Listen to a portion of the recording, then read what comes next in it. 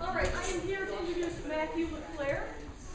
We're going to start from now and work backwards. Matthew LaClair is currently on the board of directors for the Sanctuary Student Alliance, and he's a sophomore at the new school in New York City. Oh, I've got to do one word, that's funny.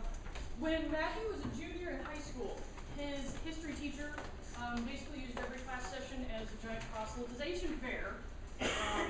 And Matthew took some offense at this, and in what started as an attempt to say, hey, this is really not cool, you should knock it off, turned into a confrontation that took over a year and involved one administrator after another trying to accuse Matthew of lying and protecting the teacher over the students.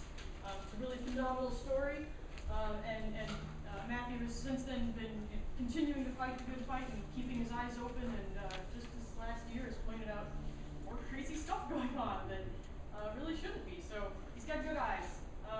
Today we're here to talk about effective communication despite disagreement, something which Matthew has some experience in. And so I'm going to turn over the floor. Please welcome Matthew LaClair.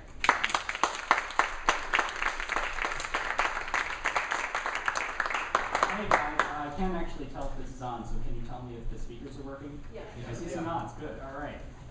So what I'm going to try and do, and anytime I give a speech, I usually use personal stories and experiences because I've had them over and over and over and over again.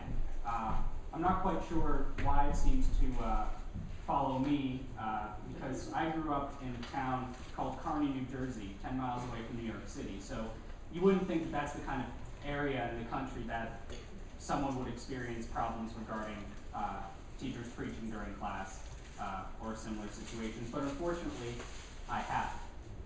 I think what I've heard today is a lot different than what I've been hearing in a lot of other conferences I've been to.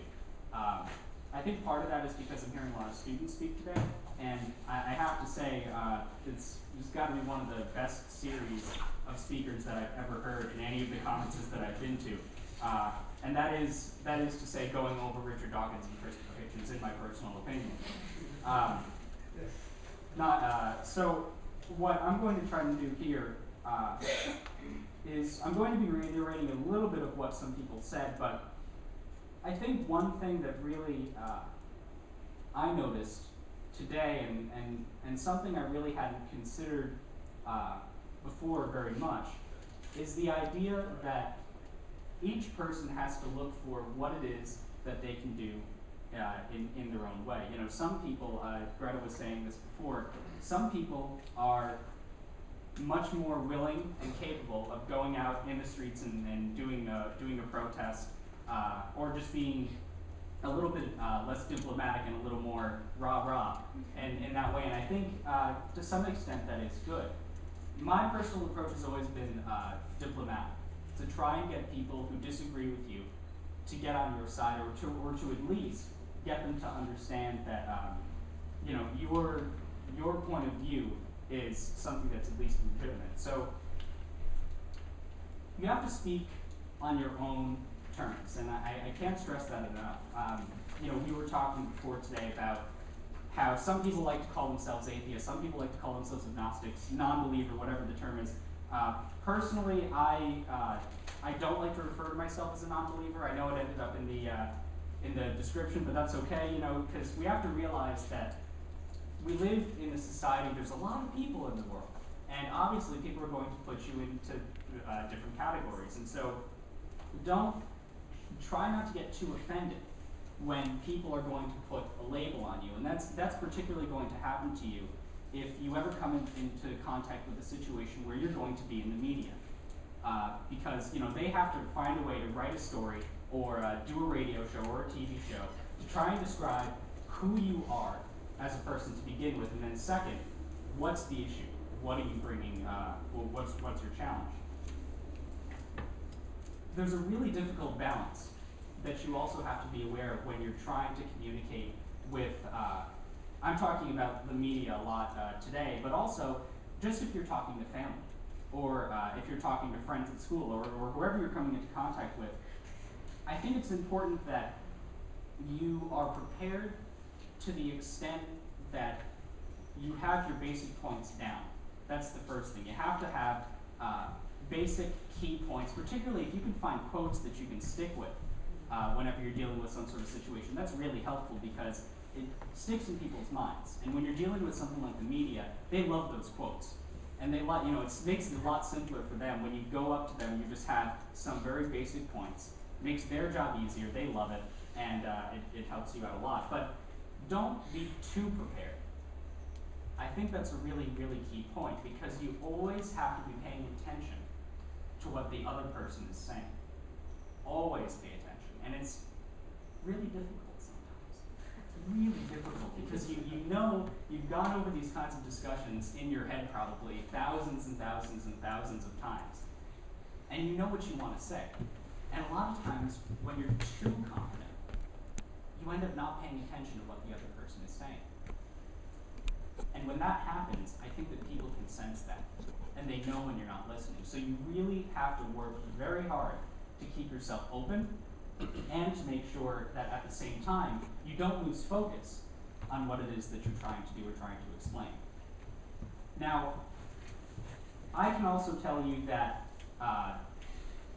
in my personal experiences so far, from what I've seen in other situations compared to mine, anything but diplomacy in my case has not worked at all.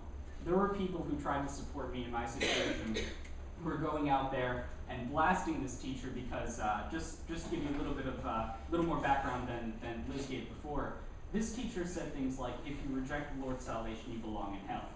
He told students that dinosaurs were on Noah's Ark, okay? That's the kind of stuff that we're talking about here. So it's obvious that a lot of us in the secular movement are sitting there, clenching our hands, just trying to, not going to say anything, not going to say anything, and it builds a lot of tension.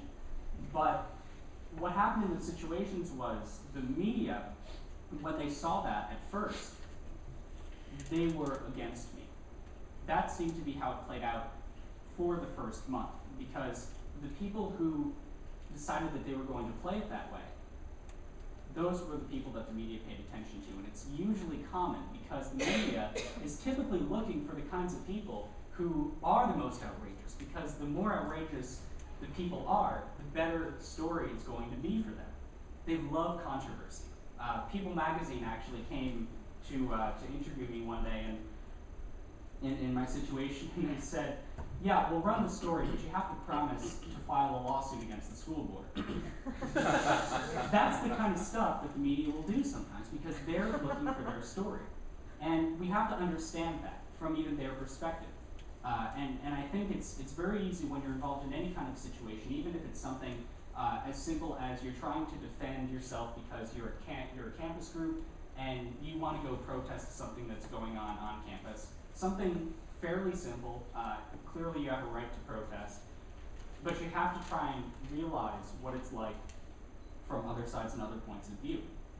And you have to know who you're talking to. Try and know that beforehand, especially when you're dealing with the media, especially in those circumstances. I was pretty lucky in my situation, not in all ways, but in some ways regarding the media, because pretty much all the news sources were fair in their account of what happened. I think mostly because the teacher was so outrageous. The school board tried to defend him throughout the whole situation. They banned students from recording in the classroom, which is what I did in order to actually get evidence what this teacher was doing. The superintendent of schools was just as crazy. The board attorney was just as crazy.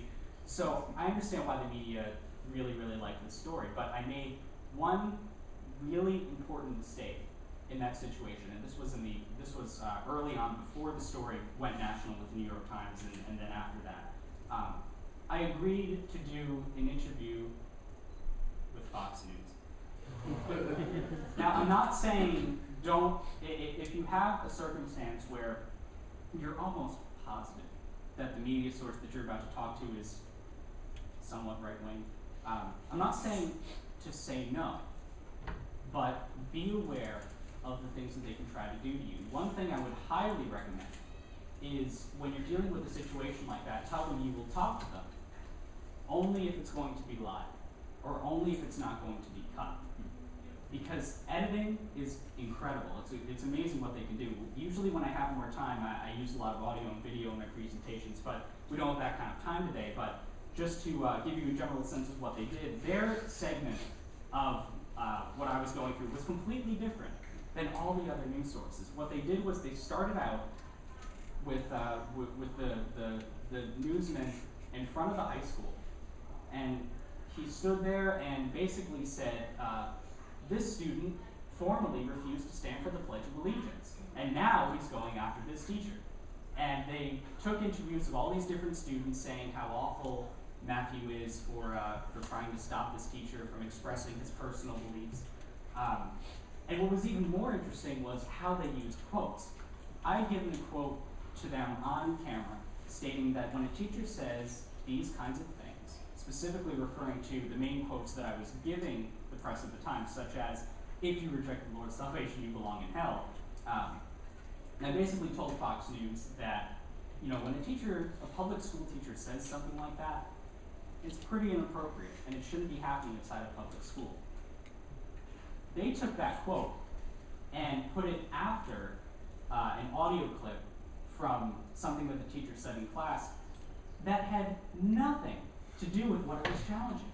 And so they made it sound as if I was making arguments against some quotes that were just, that there was nothing in them, nothing important. And after I saw that, I think it was a good learning experience, because you realize that you have to understand, don't shut other people who are going to disagree with you out. Don't not talk to them, but understand what they can do and be prepared for that. And that's why I always recommend that if you're going to talk to any right-wing host, or whether it's radio, whether it's TV, newspaper, make sure that you are very, very, very careful in, number one, what you say, and number two, how they're going to deal with what they get out of you. Another thing that you really have to be careful about is you can't expect people to be all that smart. And it's unfortunate that we live in that kind of world right now, but you can't expect people to always be smart. You can't expect them to always be honest. And you can't always expect them to be good people. And sometimes it comes from people who you wouldn't expect at all. And that's happened to me over and over and over again. In my first experience regarding this teacher, I lost all my friends. And I received some death threats for it, even from a student. And I'm actually going to wrap up by telling a quick story about that particular incident. But you have to be aware that when you go out there and you try and make an argument, even if you think it's perfectly sound and logical, people are going to go after you for it. And sometimes it's not going to come from where you expect. So you have to be willing to put yourself out there and understand that some bad things might come of it. But a lot of times when you actually do something that you feel is right, it's so much better than just letting it sit. Even after dealing with all of that crap in high school that I had to go through, I feel a lot better about it, because if I had just sat there and allowed this to continue to happen, I would have been out of there, and I would have known for a fact that no one was ever going to know that this kind of stuff was going on inside of that school. And that's the kind of thing that's going to sit with you for the rest of your life. And so if you don't try and take care of that when you have the opportunity, and you just decide, well, I feel like I have a little bit too much to lose here, you may not be feeling so good about it a little way down the road. And I think it's really important that you take those things into consideration. And each person is different. And I'm aware of that as well, because some of you, I can understand if you're facing a situation and you say to yourself, this isn't a risk that I feel I should take, that's okay. But you really have to think it out. And one particularly important thing that you have to do in these kinds of situations too is do your best to get support, but don't be a pain about it. And being a pain in the ass is something that you kind of have to do, I guess, in whenever you're going to challenge something, or whenever you're going to try and defend a point of view. Because usually when you're going to defend a point of view, there's someone else out there who's going to be against you and is going to have the exact opposite view. So when you're going out there and you're going to go up against someone who's going to disagree with you, you have to figure out what's right for you. Now, in my experiences, mostly with right-wing talk show hosts, they almost never learn anything. And I'm not going to preach to you that if you're kind and open and honest and truthful about what you're saying, that people are going to actually listen, or that people are actually going to learn, because most of the time they're not going to give a shit. And they're just going to dismiss you and keep with their talking points, not listen to a single word that you're saying, and move on with their lives. But on occasion, you get someone who you can actually change. And I've experienced that from a right-wing talk show host who changed his view from the beginning of the show to the end of the show, because the whole interview was just an open dialogue. And he's so used to, I heard who he was talking to before me. This was Lars Larson, the talk show host. And I heard who was on his show before, and he was also, I think he was defending gay rights. And it was just yelling back and forth constantly. That's all it was, just constant yelling. And sometimes when you take people out of that and you surprise them by being open and being nice to them and actually trying to convince them rather than trying to go against them, they can be willing to learn. Just a little while ago, I went to give a speech near my hometown, Hudson County Community College. I walked into the room, and I was up on stage, and I looked near the back, and I saw someone sitting there. It was the kid who decided it would be a good idea to send me a death threat back in my junior year of high school while this stuff was going on MySpace. Not the most intelligent move, but we all make mistakes. But ever since I started that whole situation, I had to keep the same throughout the whole situation, because I knew I had first I had cameras following me, because there was a documentarian who was interested in doing a film on this, and that should be coming out at some point. But I knew that he was following me. I knew that wherever I went, people would be watching me. People would be watching what the groups that are associated with me do. They were going to be watching this the whole time. And so I always remained the same. I always kept it nice. But I didn't let people step on me either. And a lot of people did hate me for that. But this kid showed up. And he sat there throughout the whole speech, listening to me tell the tale of what happened back in high school. And he didn't say a word the whole time. But just the fact that he was willing to show up and was willing to sit there, not smirking, not trying to make fun of it, but just being there to listen. It shows you that people do have the ability to change. And that most of the time, you're the one with the ability to make them change. So I'm willing to open up for questions if we have any time. And I think we do.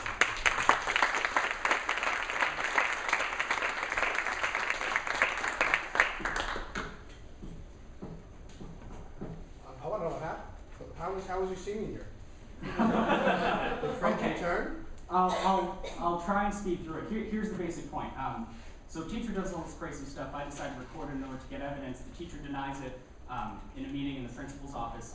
I decide to give the Board of Education a month just to talk to us to deal with the situation. They don't. A few months later, the New York Times finally writes a story about it. It goes national, a lot of press. The teacher comes out calling me a liar, stating that he did not make any denials in the meeting in the principal's office. I recorded that meeting too, and he didn't know it, so I ended up releasing that piece of information too. I was able to get some sort of thing done to teach the students and the teachers about issues like separation of church and state, about evolutionary theory, about the Big Bang Theory, about science and rationality. But even as hard as I worked, and this was a daily process because I had almost everyone in my home community going against me.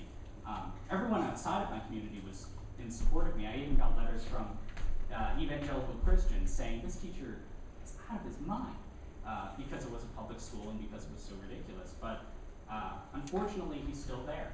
and I wasn't able to get him removed from the class. Even working with all kinds of law firms, I think I had about 6 working on my side pro bono, including the ACLU.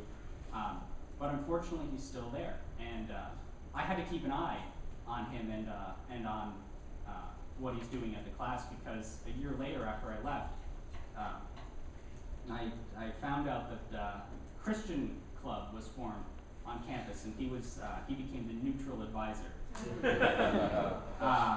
And they decided that they were going to take a trip to Petersburg, Kentucky, to the Creation Museum. And when I looked for more information and got this information from the board attorney, they were going during school hours using taxpayer money, and it was being promoted as a science trip.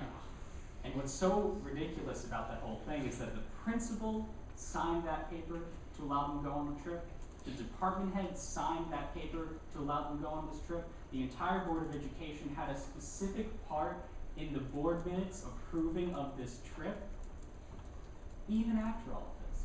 And so, you know, even in those kinds of circumstances where you work so hard to try and get something done, you're not always successful, but you lay the framework for someone in the future who's willing to stand up to actually do something about it, that perhaps it will happen in the future. The thing that I really hope is going to happen is that instead of one student going up there and trying to challenge it, that just 2 or 3 try and do something about it. And I'm hoping that somewhere in the school of about 2,000 would-be students, that eventually there's going to be a few in the future that are going to say, you know, this is outrageous.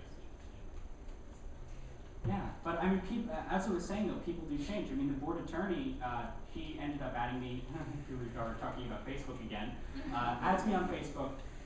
He became an atheist because of this situation. And you know, when you see things like that, it just, as upsetting as the whole story is, personally, just because of, you know, the kinds of things I had to go through during it, and because of the fact he's still there, I realized that to some extent I did reach some people, and even at that, I think it was a worthy endeavor. Thank you. No, thank you. Hi, Matt. Thank you. This is probably going to be a obvious answer to a really stupid question, but we'll try. Would you agree that we shouldn't be going out and looking for things to challenge? Like that would look bad on our movement, whereas where it happened to you, it just happened to come upon you and you decided to take action? Mm-hmm. Would you agree with that? Well, I think it depends on what it is. Like my senior year, for example, I ended up in an American government class, advanced place in American government class, which means it has to be approved by the college board. And I came across a textbook that had all these inaccuracies in it. It stated that scientists don't know how bad the greenhouse effect is, if it exists at all. Okay, and then this book was written in 2006, so you know there were a lot of inaccurate biased statements, and I challenged that in that situation. But I guess in a sense that came across to me. But there are some situations where I think it's good to keep your eyes open. I guess I'll put it that way. Always look to see if something is going wrong. You know, don't go out there and try and create trouble. Don't try and set someone up so that they'll fall flat on their face and you know you can go after them that way. But I think it's important that you really do look, and that when you actually do see something, you don't sit on it, because that in my situation, that's what students were doing for 14 years. And I had students writing letters to me who had graduated 10 years ago, saying, you know, I had this teacher and he did the exact same thing when I was there, but I went to my counselor, I got my schedule changed because I just didn't want to have to deal with it. You can't do that, because the second that you start doing that, you're leaving it up to the next student. And I think that it really speaks poorly to yourself if you allow that kind of thing to happen, and I think you're going to feel that if you don't do something about it.